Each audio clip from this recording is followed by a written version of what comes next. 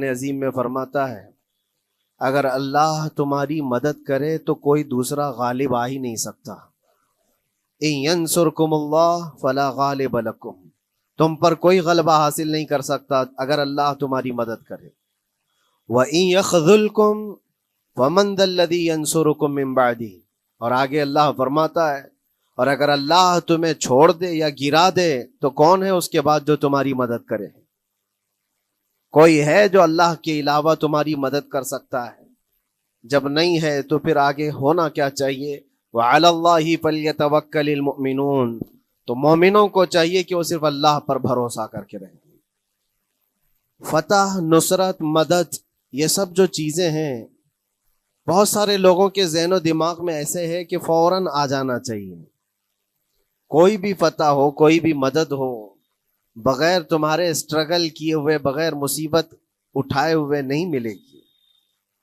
اگر فتح و نصرت یوں ہی آپ کو روزانہ ملنے لگ جائے تو کیا رسول پاک صلی اللہ تعالی علیہ وسلم مدینہ طیبہ میں بیٹھ کر دعا کرتے تو ساری چیزیں فتح یاب نہیں ہو جاتی؟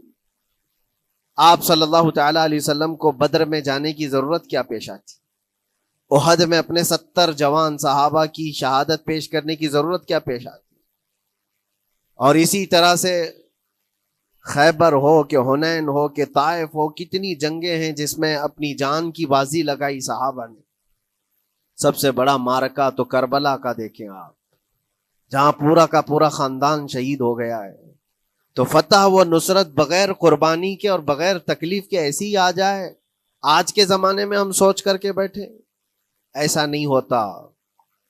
اسلام زندہ ہوتا ہے ہر کربلا کے باہر، اور اللہ کی مدد آتی ہے، یہ بھی نہیں ہے کہ نہیں آئے گی۔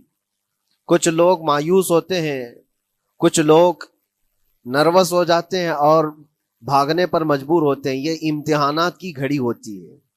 ایک حدیث پاک میں آپ کو بتاتا ہوں، اللہ کے نبی صلی اللہ تعالی علیہ وسلم ارشاد فرماتے ہیں کہ آخر زمانے میں ایک ایسی عظیم جنگ ہوگی ایمان والوں کی اور رومیوں کے درمیان۔ کفار و مشرکین ہیں اور مسلمین ہیں۔ اس کو ملحمۃ الکبریٰ کہا گیا ہے، قیامت سے قریب ہونے والی یہ سب سے بڑی جنگ ہے۔ اسی سے آپ اندازہ لگائیں، اللہ کے حبیب صلی اللہ علیہ وسلم ارشاد فرماتے ہیں کہ اس میں کفار و مشرکین 80 جھنڈوں کے نیچے آئیں گے اور ہر جھنڈے کے نیچے 12,000 کی فوج ہوگی، جو تقریباً حساب کرنے پر 9,60,000 کی فوج بن جاتی ہے۔ اگر وہ مومنین سے مقابلہ کرنے کے لیے اتنی بڑی فوج ایک جگہ جمع ہوتی ہے تو پھر اس جنگ کا اندازہ کریں کتنی بڑی۔ اس کو الملحمۃ الکبریٰ کہا گیا ہے اس لیے کہ اس میں گوشت کے چھیتڑے اڑیں گے۔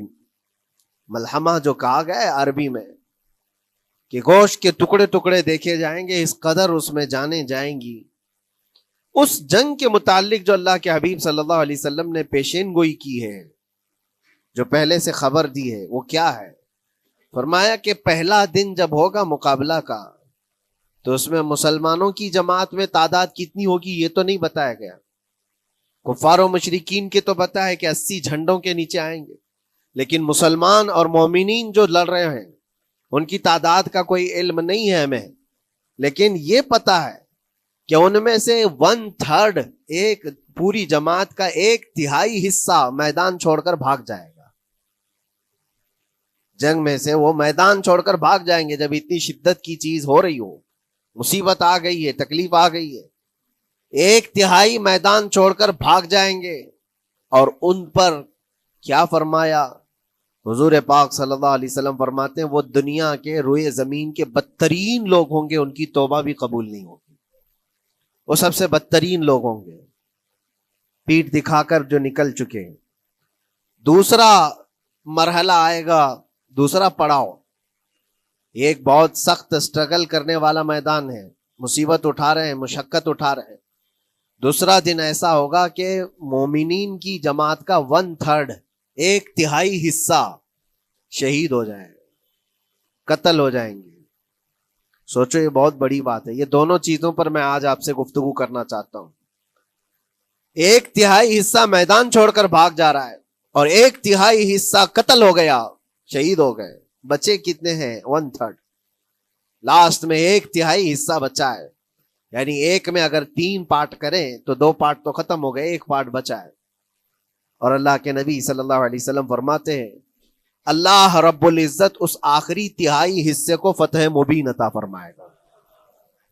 فتح تو ہے ان کی, فتح ہوگی ان کی, لیکن جو حصہ بچا ہوگا وہ آخر کا 1/3 حصہ ہوگا. اب اس پر مجھے عرض یہ کرنا ہے, مومنوں کو اگر فتح دیکھنا ہے, اللہ کی نصرت اور مدد دیکھنی ہے, تو یہ 2 چیزیں تو برداشت کرنی پڑیں گی. کون سی؟ پہلی چیز اپنوں کا چھوڑ کر بھاگ جانا, اور دوسرا اپنوں کا اپنے سامنے مر جانا. یہ دونوں چیزیں ہمیں دیکھنا پڑے گا. بہت سارے ایسے ہوں گے جو چھوڑ کر جا چکے ہوں گے, دامن چھڑا رہے ہوں گے, بھاگ چکے ہوں گے, اور کچھ وہ ہوں گے جو لڑتے لڑتے اپنی جان دے چکے ہوں گے. یہ دونوں بھی بہت سخت مسئلے ہیں میرے عزیزو, انسان کو یہ پگھلا دیتی ہیں چیزیں. اگر آپ کو ایسا لگے کہ میرے اپنے جاننے والے لوگوں میں سے کچھ لوگ مجھے چھوڑ کر بھاگ جا رہے ہیں, تو یہی انسان ٹوٹ جاتا ہے, اس کے دل کی کیفیت بدلنے لگ جاتی ہے, وہ پھر مایوسی کا شکار ہونے لگتا ہے. میری جماعت میں 100 لوگ تھے, 90 تو بھاگ رہے ہیں, 10 کیا کریں گے؟ اس کا اندر سے جو عزم تھا, حوصلہ تھا, وہ ڈاواں ڈول ہونے لگ جاتا ہے. اپنوں کا چھوڑنا یہ بہت بڑی آزمائش ہوتی ہے. وہ کسی بھی میدان میں آپ دیکھ لیں, کسی بھی میدان میں اپنے لوگ اگر چھوڑ دیتے ہیں تو یہ اس کے لیے آزمائش ہے بہت بڑی. اور دوسری آزمائش تو یہ ہے, بچے آدھے تھے, اس میں سے تو آدھے انتقال کر گئے. کبھی میرا عزیز دوست, کبھی میرا عزیز مشورہ دینے والا مشیر, کبھی بہت زیادہ مجھے سپورٹ کرنے والا, ایسے لوگ جب انتقال کرنے لگ جائیں تب پھر آدمی پھر ٹوٹ جاتا ہے. کچھ تو بھاگ گئے اور کچھ تو قتل ہو گئے. میں کیا کروں گا میرے عزیزو؟ جو اخیر میں بچنے والے لوگ جو ہوتے ہیں نا, وہ معمولی نہیں ہیں. وہ اللہ کی ذات پر سب سے زیادہ توکل کرنے والے لوگ ہیں. ان کو کوئی چیز ہٹا نہیں سکتی. اپنوں کی بے وفائی بھی ان کے قدموں میں لرزہ نہیں لاتی, اور اپنوں کا انتقال ہو جانا بھی ان کے حوصلوں کو نہیں توڑتا. تبھی جا کر کے اللہ تعالیٰ انہیں فتح مبین عطا فرماتا ہے. اور یہ چیز ملحمت الکبریٰ میں دیکھی جانے والی تھی, دیکھی جانے والی تھی, جو قیامت کے قریب ہونے والی جنگ ہے. لیکن میرے عزیزو, آج ہم نے اپنی آنکھوں سے یہ مشاہدہ کیا ہے غزہ کی سرزمین پر, فلسطین میں 15 مہینے کے بعد آج صہیونی حکومتیں اور یہودی غاصب حکومتیں صلح کرنے پر اور ایگریمنٹ کرنے پر مجبور ہو گئی. دنیا ان کے منہ پر تھوک رہی ہے, تم 50,000 سے زیادہ لوگوں کو قتل کر کے صرف 200 لوگوں کو چھڑانے کے لیے آج بھی فتح کا جشن منا نہیں پا رہے ہو, بلکہ پھر جھک کر کے ان کے ساتھ معاہدہ ایگریمنٹ کرنے پر مجبور ہو. یہ فتح ان بچوں کی نہیں ہے تو اور کیا ہے, ان مظلوموں کی نہیں ہے تو اور کیا ہے, جن کے پاس کھانے کو روٹی نہیں ہے اور پہننے کو کپڑے تک نہیں رہ گئے, ان کے علاج معالجے کے لیے دوائیاں نہیں رہ گئی, لیکن عزم اور حوصلہ ایسا ہے کہ اللہ ابھی ہمارے ساتھ. میرے عزیزو, ان کے توکل اور ان کے عزم کے متعلق یہ صرف اور صرف اخبار کی باتیں نہیں ہیں, سوشل میڈیا کی باتیں نہیں ہیں. مخبر صادق رسول کریم صلی اللہ علیہ وسلم نے 1400 سال پہلے ہی بشارت دی تھی. اللہ کے نبی صلی اللہ علیہ وسلم فرماتے ہیں کہ دمشق کے ابواب یا پھر بیت المقدس کے آس پاس رہنے والوں میں ایک جماعت ہمیشہ قیامت تک ایسی رہے گی جو حق کے لیے لڑتی رہے گی. حضور پاک صلی اللہ علیہ وسلم فرماتے ہیں حق کے لیے وہ لڑتی رہے گی, قیامت تک ایک جماعت ہوگی. اور ان کی فضیلت میں میرے آقا فرماتے ہیں کہ ان لا یضرهم خذلان من خذلهم, ان کو دھوکہ دینے والوں کا دھوکہ ان پر کچھ اثر نہیں کرے گا, یا پھر ان کو چھوڑ دینے والے یا ان کی بات نہیں کرنے والے, یہ سب چیزیں ان کو کچھ بھی ضرر نہیں پہنچائیں گی. میں اس سے قبل اسی مسجد میں آپ کے پاس اس حدیث کو دہرا چکا ہوں, بیان کر چکا ہوں. اللہ کے نبی صلی اللہ علیہ وسلم فرماتے ہیں ان کو کوئی چیز نقصان نہیں پہنچائے گی, دھوکہ دینے والوں کی دھوکہ دڑی ان کا کچھ نقصان نہیں پہنچائے گی. آپ ہو سکتا ہے سوال کریں, عمارتیں ٹوٹ کر راکھ میں بدل گئی, ہزاروں بچے قبروں میں سو گئے, کتنی عورتیں بیوہ ہو گئیں, کتنوں کے گھر اجاڑے گئے, کتنوں کے ہاتھ پیر توڑے گئے ہیں, بمباری میں وہاں پر کون صحیح سلامت رہا؟ 2 لاکھ کے قریب لوگ متاثر ہوئے، اور مولانا آپ کہتے ہیں حضور نے فرمایا حدیث میں ان کو کچھ نقصان نہیں ہوگا۔ یہ نقصان نہیں ہے تو اور کیا ہے؟ ہو سکتا ہے آپ کے ذہن میں یہ سوال گردش کر رہا ہو، آپ بار بار یہ سوچ رہے ہوں گے اللہ کے نبی نے فرمایا ان کو کوئی چیز نقصان نہیں دے گی، دھوکہ دینے والوں کی دھوکہ دڑی سے ان کا کچھ بگڑے گا نہیں۔ اتنا تو بگڑ چکا، پورا راکھ میں بدل گئے، علاج کرانے کے لیے دوائی تک نہیں ہے، تو پھر کیا؟ اللہ کے نبی نے کیا فرمایا کہ ان کو نقصان نہیں پہنچے گا، ان کو ضرر نہیں ہوگا۔ پھر یہ ساری تکلیفیں اور یہ ضرر کیا ہے؟ میں بتاتا ہوں میرے عزیزو، جسم کا نقصان، جان کا نقصان، مال کا نقصان، جائیداد کا نقصان، یہ اللہ کے نبی نے نہیں فرمایا۔ یہ نقصانات مومن کے لیے کوئی معنی نہیں رکھتے۔ اگر ایمان سلامت ہے تو پوری کائنات سلامت ہے، اور یہ اللہ تبارک و تعالیٰ نے آج تک ان کے ساتھ رکھا ہے، ان کا ایمان محفوظ ہے، ایمان موجود ہے، جس کی وجہ سے یہ سارے نقصانات کچھ معنی نہیں رکھتے۔ اس لیے کہ یہ تکلیفیں، یہ جو ساری مصیبتیں آئی ہیں، اس پر تو اللہ تعالیٰ نے اجر عظیم کا وعدہ فرمایا ہے، اجر عظیم کا وعدہ فرمایا ہے۔ ہاں اگر ایمان ہی چلا جاتا تو پھر کون سی جنت ملتی، کون سی خوشبوئے جنت پاتے؟ کچھ نہیں ہوتا۔ ایمان سلامت ہے، جس کی وجہ سے انہیں دنیا میں بھی اللہ سرخروئی عطا فرمائے گا۔ ایک بھی جگہ سے کہیں ان نہتے مسلمانوں کو جو غریب مظلوم ہیں اور ٹوٹے پھوٹے ہاتھوں اور ٹکڑے پہنے ہوئے بچے ہیں، ان کو کوئی یہ نہیں کہتا کہ یہ ظالموں کے لوگ ہیں، بلکہ ہر کوئی یہ کہتا ہے ایک ظالم کے خلاف جس کے پاس دنیا کے سارے آئٹم پاور ہیں، لیکن یہ نہتے بچے کھڑے ہیں، دعائیں بھی ان کے ساتھ ہیں اور رحمت الہی بھی ان کے ساتھ ہے۔ سلام ہے ان غزہ کے مظلومین کو۔ اور وہاں تو بچے، مرد تو مرد، عورتیں، آپ نے سنا ہوگا ان جوان لڑکیوں کا میں نے دیکھا تھا، وہ کہہ رہی تھی کہ ہم رات کو برقع پہن کر کے اور رات کو ہم حجاب پہن کر کے سو جاتی ہیں، اس لیے کہ بمباری میں جب گھر تباہ ہو جاتے ہیں، صبح لوگ لاشیں اٹھانے آتے ہیں تو کہیں ہم بے پردہ لاشوں میں نہ مل جائیں۔ سلام ان بہنوں کو۔ آج وہ عورتیں سبق لیں ان سے جن کو اللہ نے ہر طرح کی نعمتیں دی ہے۔ تمہارے گھر میں جائیداد بے پناہ ہے، مال و دولت بے پناہ ہے، کپڑے روز بدلنے کے لیے تمہارے پاس ہیں، سب رکھ کر کے تم عورتوں کو آج ہم بازاروں میں جو بے پردہ دیکھتے ہیں، یہ شادی محلات میں ہر جگہ جو عورتوں کی بے حیائی اور بے پردگی دیکھ کر پھر میں سوچتا ہوں سلام ان بہنوں کو جو موت کی رات بھی حجاب ہٹانا نہیں چاہتی، اس لیے کہ دنیا سے جائیں تو اللہ کی بارگاہ میں حجاب کے ساتھ جائیں۔ یہ ایمان ہو تو پھر اللہ تبارک و تعالیٰ کی مدد بھی آتی ہے، نصرت الہی آتی ہے۔ مجھے بتاؤ میرے عزیزو، 50,000 کا خون کر دینے والا وہ ظالم اور غاصب اسرائیل، وہ اپنے 200 قیدیوں کو چھوڑا کیوں نہیں سکا؟ وہ حاصل کیوں نہیں کر سکا 200 لوگوں کو؟ بلکہ ان میں سے 5 لوگوں کو کیوں نہیں حاصل کر سکا؟ 50,000 کو قتل کر ڈالا، اور وہ بھی سیویلینز کو، شہریوں کو، جن سے تمہارا مقابلہ ہے، ان کی موت کی تو کوئی خبر ہی نہیں آتی۔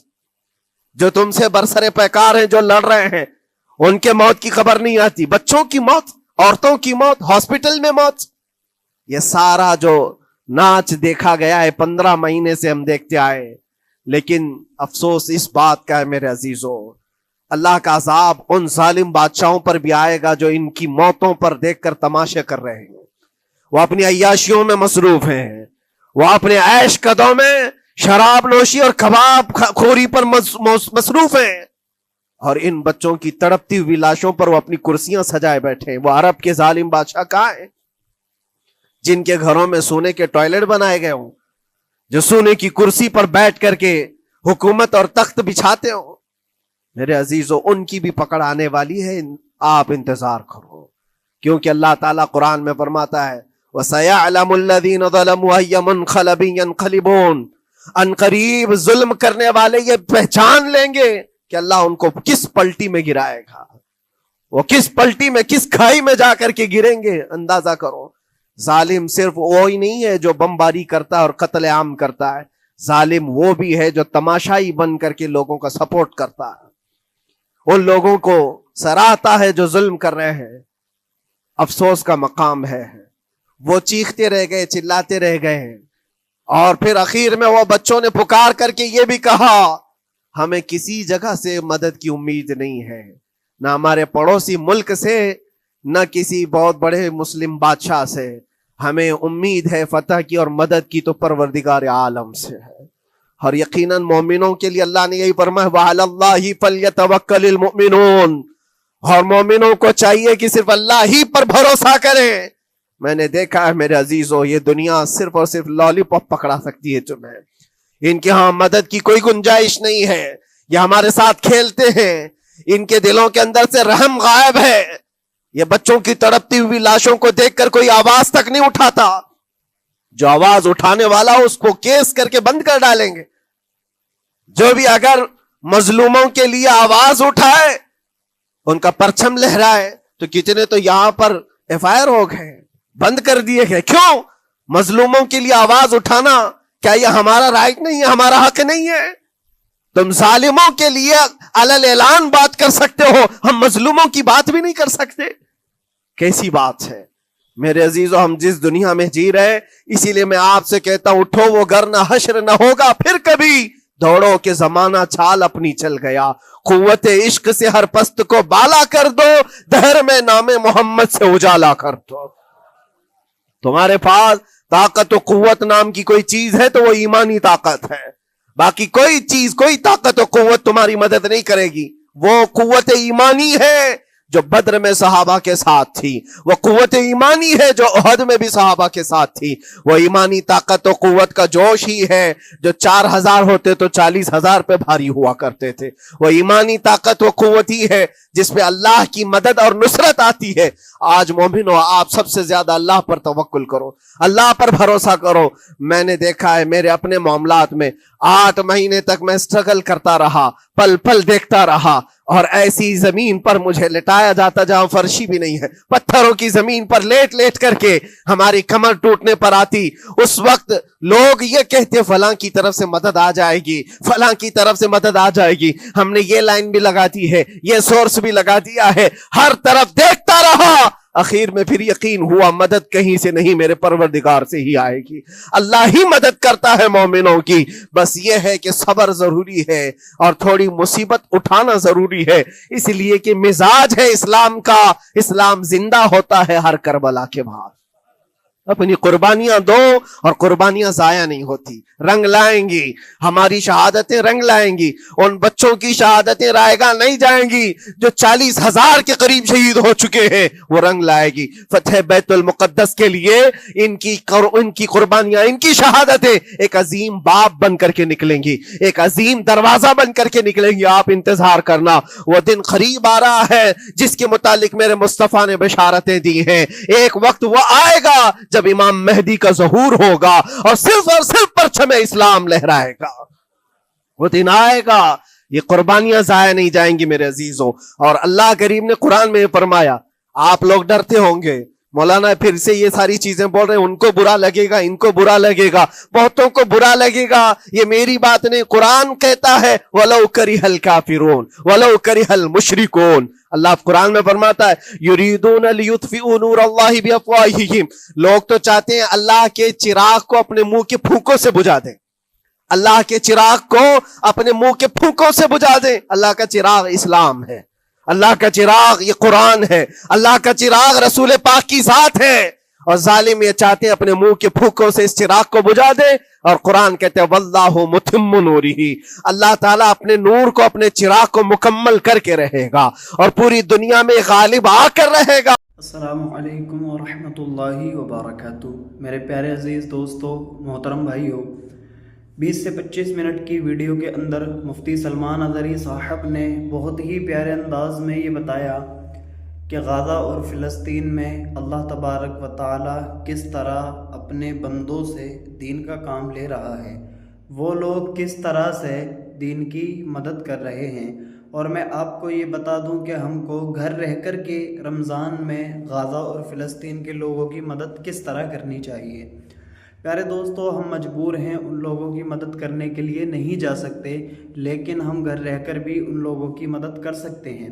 کس طرح کر سکتے ہیں؟ رمضان میں زیادہ سے زیادہ ان لوگوں کے لیے دعائیں کریں کہ اللہ پاک ان پر اپنی رحمت کاملہ عطا فرمائے، ان پر اپنا رحم و کرم فرمائے، ان پر اپنا فضل و کرم فرمائے، ان کی جو پریشانیاں ہیں ان پریشانیوں کو دور فرمائے، اور جن بھائیوں کے گھروں سے لوگ شہید ہو گئے ہیں اللہ پاک ان بھائیوں کو صبر جمیل عطا فرمائے، اس پر نعم البدل عطا فرمائے، اور اللہ پاک ان کے جذبوں میں، حوصلوں میں طاقت و قوت عطا فرمائے، ان کو نیک جذبہ عطا فرمائے، اور جو لوگ شہید ہو گئے ہیں اللہ پاک ان کی شہادت کو اپنی بارگاہ میں قبول فرمائے۔ اس طرح سے اور بھی بڑا چڑھا کر کے ہم ان لوگوں کے لیے دعائیں کر سکتے ہیں، کیونکہ ہم وہاں جانے سے قاصر ہیں، لیکن ہماری دعائیں ان لوگوں تک انشاءاللہ تعالی ضرور پہنچتی رہیں گی۔ مفتی سلمان اظہری صاحب نے بھی بہت ہی پیارا بیان ارشاد فرمایا۔ امید کرتا ہوں کہ آپ کو مفتی سلمان اظہری صاحب کا یہ مختصر سا بیان بہت ہی زیادہ پسند آیا ہوگا۔ پیارے دوستو، اگر اسی طرح کے بیانات سننا پسند کرتے ہیں، دین کی باتیں سیکھنا چاہتے ہیں، علم حاصل کرنا چاہتے ہیں، تو اپنی زندگی کے 10 یا 15 منٹ ڈیلی دے کر کے دین کی باتیں حاصل کرنا شروع کر دیں، انشاءاللہ تعالی دونوں جہان میں کامیابی اور کامرانی حاصل ہوگی۔ اللہ پاک سننے اور کہنے سے زیادہ اور سننے سے زیادہ عمل کرنے کی توفیق عطا فرمائے۔ پیارے دوستو، زیادہ سے زیادہ رمضان میں دعائیں مغفرت کریں، فلسطین کے لوگوں کے لیے بھی دعائیں کریں، غزہ کے لوگوں کے لیے بھی دعائیں کریں، اور جہاں جہاں پر مسلمان بھائی پریشان ہیں ان تمام کی پریشانیوں کو دور کرنے کے لیے اللہ پاک کی بارگاہ میں دعائیں کریں۔ انشاءاللہ تعالی اللہ پاک رمضان کے مہینے کی برکت سے کسی کی دعا کو بھی ضائع نہیں ہونے دے گا۔ انشاءاللہ تعالی ہم سب کی دعائیں اللہ پاک اپنی بارگاہ میں قبول فرمائے گا۔ پیارے دوستو، مفتی سلمان اظہری صاحب کے اسی طرح کے بیانات کو سننے کے لیے میرے چینل القرآن رضا وائس کو ابھی سبسکرائب کر دیجئے، ویڈیو کو لائک کر دیجئے، اور زیادہ سے زیادہ مسلمانوں تک شیئر کر دیجئے تاکہ وہ اس ویڈیو کو دیکھ کر کے فلسطین کے، غزہ کے مسلمانوں کے لیے اور جہاں جہاں پر مسلمان بھائی پریشان ہیں ان تمام کی پریشانیوں کو دور کرنے کے لیے دعائیں کریں، اور نہ جانے اللہ تبارک و تعالی ہم میں سے کس کی دعاؤں کو قبول فرما کر کے ان لوگوں کی مشکلوں کو آسانیوں میں تبدیل فرما دے۔ چینل کو ابھی سبسکرائب کریں، ویڈیو کو لائک کریں اور زیادہ سے زیادہ شیئر کریں۔ ملتے ہیں اگلی ویڈیو میں مفتی سلمان اظہری صاحب کے ساتھ۔ السلام علیکم ورحمۃ اللہ وبرکاتہ۔